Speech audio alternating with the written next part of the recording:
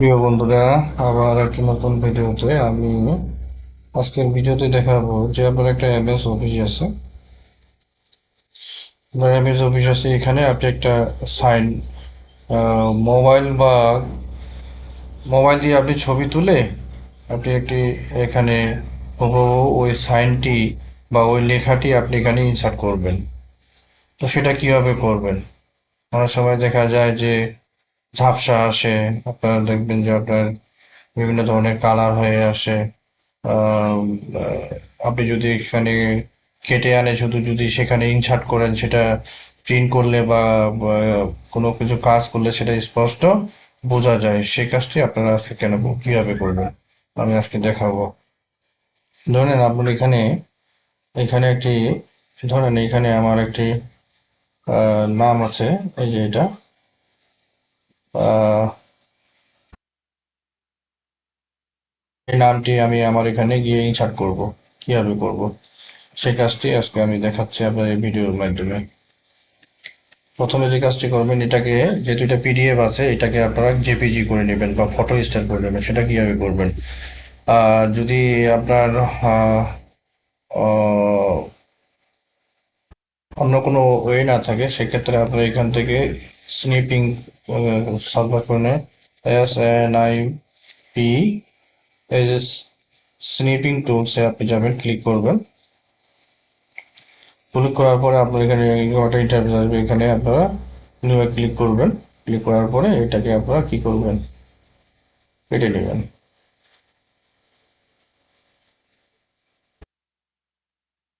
ওটাকে আপনি কেটে নেন যতটুকু আপনার লাগবে, বাস।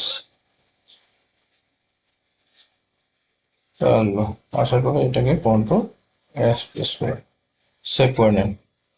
আপনি এটা ডেস্কটপে নেন, এটা আমি নাম দেই নেম, ডেস্কটপে রাখলাম। তারপর এটাকে আমি ক্লোজ করে দিলাম।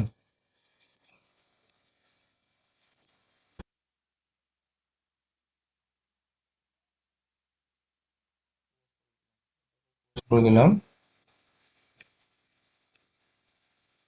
ক্লোজ করে দেওয়া আমি নেমে গেলাম। এটাকে আমি এখন ওপেন করব। যদি আপনার কাটাকাটি আর একটু দরকার হয়, ওভেন হইতে যাবেন, পেন্টে যাবেন। যদি আপনার এটা ফেটা সব না থাকে, আসলেন, আপনার আর কিছু দরকার নেই, সব ঠিক আছে। যদি অন্য কিছু থাকতো, দাগ টাগ কোনো কিছু থাকতো, তাহলে আপনারা একটু কি করতেন, এটাকে একটু পরিষ্কার করে নিতেন। পরিষ্কারটা আপনি কীভাবে নিলেন, ইরেজার, ইরেজারে ক্লিক করতেন, বরাবর আসতেন, এখানে এই যে এরকম চিহ্ন আসবে, অসংখ্য করে দাগগুলো এইভাবে পরিষ্কার করে নিতেন। আপনার যদি এখানে সাইডে দাগ থাকে, সাদা দাগ, সাদা দাগ হবে, কোনো সমস্যা নেই। সেক্ষেত্রে আপনার এটাতে কোনো সমস্যা, হ্যাঁ, কোনো সমস্যা নেই। কন্ট্রোল স্পেস করে সেভ করে নিলাম। আচ্ছা, এখন কাজে যাই। এখানে যাওয়ার পর এটাকে আপনি নিয়ে আসবেন, এটাকে আপনি কপি করেন।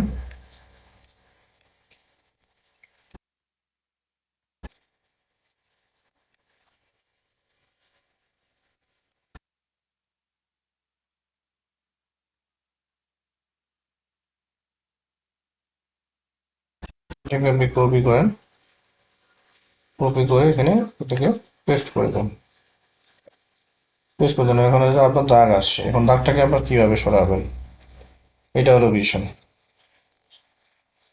এটাকে আপনি সিলেক্ট করে নেবেন, যে রাইট বাটনটা ক্লিক করবেন। ক্লিক করার পরে আপনার ফরম্যাট পিকচারে যাবেন, গেলেন। যাওয়ার পরে এটাকে সরাই নিব আমরা।